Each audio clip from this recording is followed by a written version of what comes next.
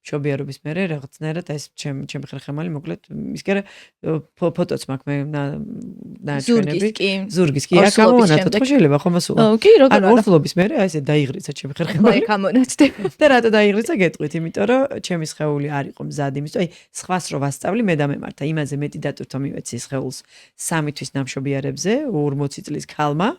ენერგიულად მაგრა ვიყავი სხეული თითქოს მომყვებოდა მაგრამ რეალურად თურმე მზად არ ყოფილა ახალ ნამშობიარებზე 3 თვეზე წავედი ბანაკში სადაც დღეში 3ჯერ ვარჯიშობდი და აი სახე ავიხია რასაც ქვია რომ რას გვია თან გზაში ვაფრთხილებ ჩემთანს რომ ნინო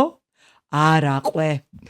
ისინი რო ივარჩები შენ იმათ არ უნდა შეეჯიბრო და აი ჩავეთო რა პირველი გაიქცა და მეც გავეკიდე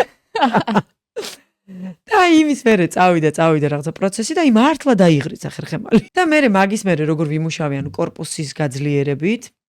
რეაბილიტოლოგთან ერთად კორპუსი ისე გამიძლიერო რომ სუნთქვებით კორპუსით და აი რაღაცა მენჯის ამოტრიალება მიტრიალება რომელიც მოძრაობები ფაქტიურად არ ჩანს იმდენად პატარ-პატარა უხილავი მოძრაობებია ზუსტად ამიტომ არის ეს რეაბილიტაცია და რამხელა შედეგი მოგცა რომ აი მხილული ხო გასწორდა აი ამ მთელი იმის განმავლობაში უნდა იყოს ეს ჩემი ხერხემალი აკა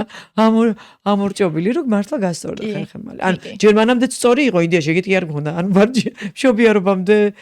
იყო მართლა იდეალურად მე მშობიარობის მერე რაღაცა მოჩათლახდა უკაცრავად ამ სიტყვაზე და მე ისევ გაჩათლახდა